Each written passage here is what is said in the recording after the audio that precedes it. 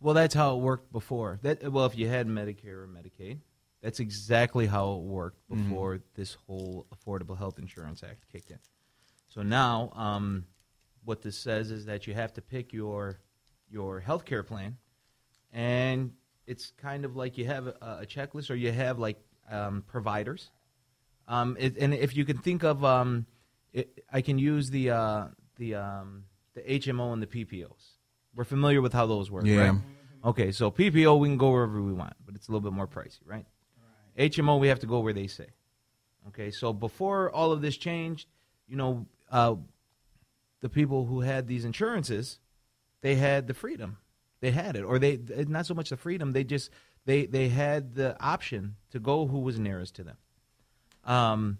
However, now it's kind of like things went on to kind of like a somewhat like the HMO plan.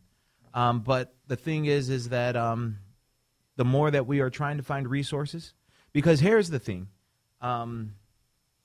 whether we can take clients in and they meet the criteria for having a crisis or meeting that level of intensive services or not. Let's say, like I was talking about earlier, we have Johnny comes in and he's not in a crisis and he really doesn't meet the criteria to receive intensive services. But do I turn him away?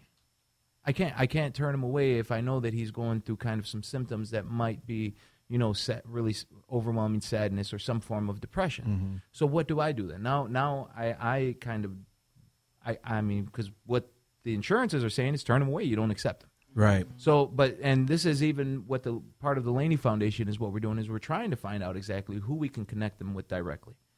Because especially with these services, all of these changes happen and the children, the families, whoever is receiving these insurances, they have no idea where to go and get them. Yeah, and what we need to do for Joseph, we need to get him on Indiegogo so we can have some people send in some money to help out when these people are being turned away. Because, like you say, you want to help people, but if you help everybody, then you won't be able to help anybody. And so we need to get some kind of a funding available. And that's what bothers me sometimes is that people are not funding certain things that can be beneficial for other people. And what you want is a organization that is caring about someone, but the insurance is so complex and such of an issue that I might not be able to go to where I need to go to because I can't afford it. But if we have angels out there, and I know there's some angels out there. If you're listening, angels, contact the LAYNIE Foundation and support it. Give a donation for that so people can be taken care of, because it's all about taking care of people. But the problem I have, Joseph, is that if I'm not insured and I can't go to you, then I might go somewhere that doesn't care about me as much. Absolutely.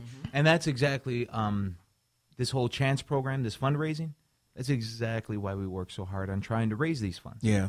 Because, that Johnny that came in who doesn't meet the crisis criteria, right? But he still needs the services. But the alarming part is when Joey comes in.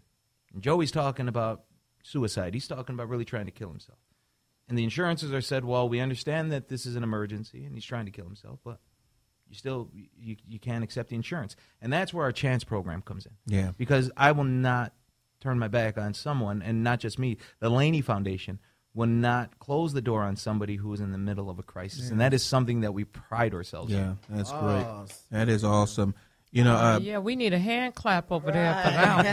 Yeah. I have another question, you guys. We were talking about how the insurance regulate things. Are the pharmaceutical companies regulating how patients are seen also?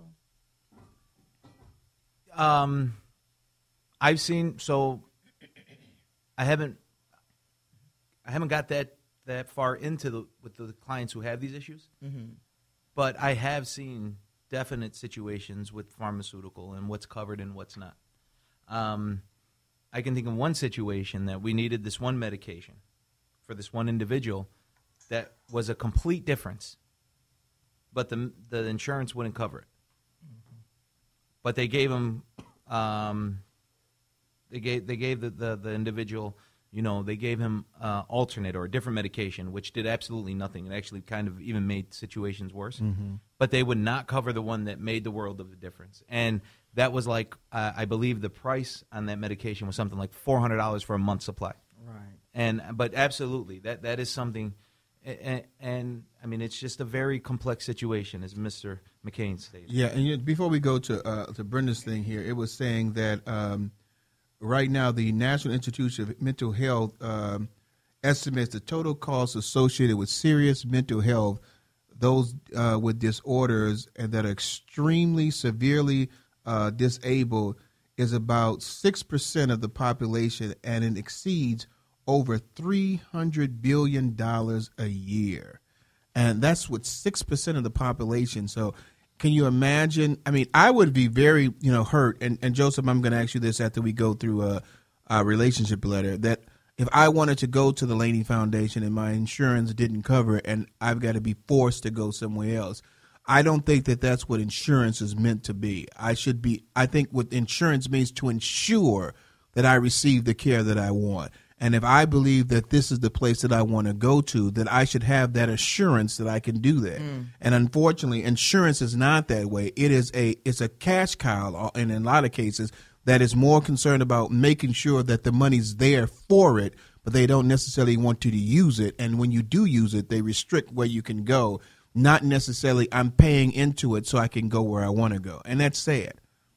So that's Reverend Rick McCain's analysis, and that's not what the Let's Stay Together show is saying or the LAYNIE Foundation. So please don't put that together. But I think it's a shame that if I pay insurance, I can't be assured that I can go where I want to go. And it's also hard too, Rick, when you're trying to get someplace quickly and you have to go through the hurdles of you have to be referred first. Right. That's a difficult thing too. Yeah. Hey, baby, what you got over there? Okay, this letter. Talk louder. This letter was quite disturbing in a way, but it's very interesting. It says, Dear LST, Let's Stay Together, I'm seeing a change in someone that is very close to me. Their behavior has become erratic on numerous occasions. The mood swings of depression and highs and lows of energy, not sleeping and having low self-esteem one day, and then having an overinflated ego another day, have me very concerned. However, when I ask if they are okay, they dismiss it when I bring it up to them with an excuse every time. I recently stated that they should get checked out and get some medical help, but another excuse got hurled my way. Over the past month, I have been taking notes of their symptoms and watching their behavior closely. I truly believe in my heart that they have a mental disorder, and I want them to get treatment. But how can I get them to seek out medical attention? Sincerely, watching and waiting. Well, what we're going to do here that is a little bit different is that we're going to let Joseph answer first, and he's going to give you the expert opinion, and then the rest of us are just going to give an opinion. But you're going to get the diagnosis first. So, Joseph, give us a diagnosis on that. Well, just off of that information, I wouldn't be able to really diagnose what's going on. Mm-hmm. But I will say, like I said, there has to be some form of a clinical distress. And it sounds like there is a definite clinical distress. And it sounds like the social interaction is actually deteriorating. So that would be, those two components right then and there would be something that, you would definitely want to get some form of consultation on. And especially the word help, I don't know why, especially when it comes to mental health. Mm-hmm. The minute that someone hears help, usually the next response from whoever it's told to is, I don't need any help. Right. Yeah, that's true. And especially these trigger words, because these trigger words are connected directly to this stigma. And really, I think what I would say, and my advice to this individual is, why don't we see if we can look into it? One thing that I see that really helps the people and the individuals that I work with feel comfortable when I take the you word out and I put the we, especially that I am in the work with them, doing it with them. It is a team effort, and whatever we are working through, I always use that key word we. And even with this individual and this person who wrote the letter, you should try to use that we just to see if we can even get them to see some form of consultation. Yeah. And these diagnoses, again, the expert, and I have everything I need in the office and we can diagnose, but even just like listening to that was one episode, or that was kind of an explanation of just kind of a few moments in the day. But the more that I really can get more information, then we can really get to the core of and start kind of ruling out what diagnoses aren't there. Yeah. And really pinpointing it, because the last thing that I want to do as a professional clinician is misdiagnose, which is something that's really big in the field. That's good. You know, one of the things I like is that, you know, you said the trigger words, because a lot of times people, you know, you hear that word help, and the first thing it gets is defensive. They don't want to be helped. Yeah. I don't need any help. I don't need any help. And it's almost like going through a program, this 12-step program. Nobody wants to do. But, you know, you shouldn't be afraid of those triggered words of help. Tracy, you got something you want to add before I continue and Brenda says something on that? No, go ahead. Oh, you don't want to say nothing about the letter, huh? I mean...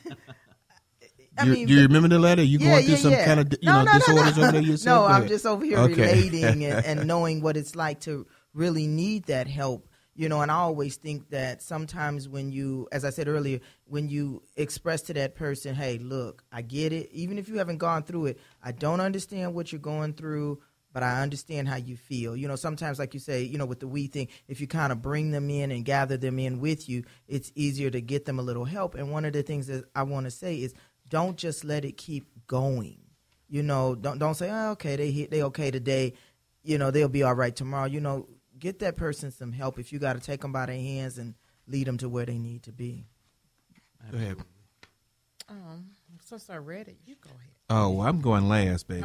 You know he like to be late. Yeah, he like to be last. This my party. I see your party. For watching and waiting, I do want to thank you for actually responding to our Facebook request and reaching out to us to tell us the story. And just like Joseph mentioned, try a different approach towards your friend. And you wrote this letter so cleverly, because I don't know if it's a male or a female, but like he did state, say we could go get checked out together. And as Tracy mentioned, we could gather this together. Why they pulling you in, they're pulling me in as well, because I'm not sure if you are in-house with this person on a daily basis or this is a friend or whatever, but apparently this is someone you truly care about, and you're wondering about the different mood swings and the emotions they're going through. So I do suggest to you, if not for this person to go, you find all the information you can find out about the symptoms you stated to us or what you think that you're seeing within this person. And after you find that out, approach the person again and then suggest that we go get some help. And, you know, I'm going to take it from just more of a spiritual side. I think what Joseph said is that, you know, from the letter, you probably can't get a diagnosis until you actually come into to his office so he can sit down and talk with you.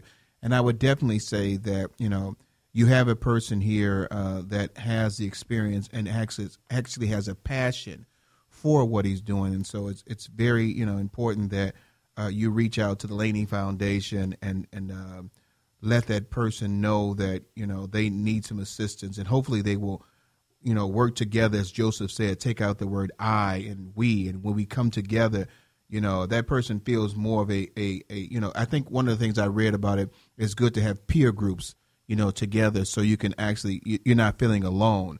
The Bible says no weapon formed against us shall prosper.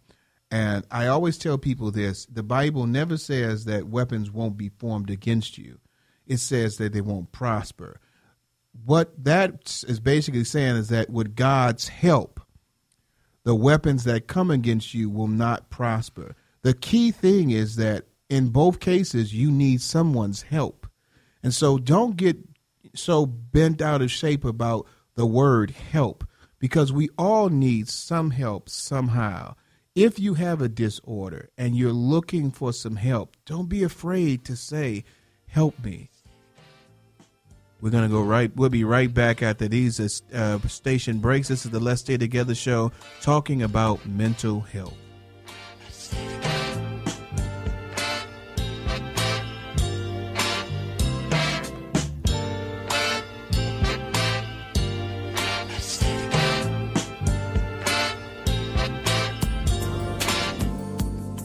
Hi, this is Brenda McCain from the Let's Stay Together talk show. Here's this week's announcements. Join us next week, April 21st. Our topic, developing young girls into virtuous young ladies.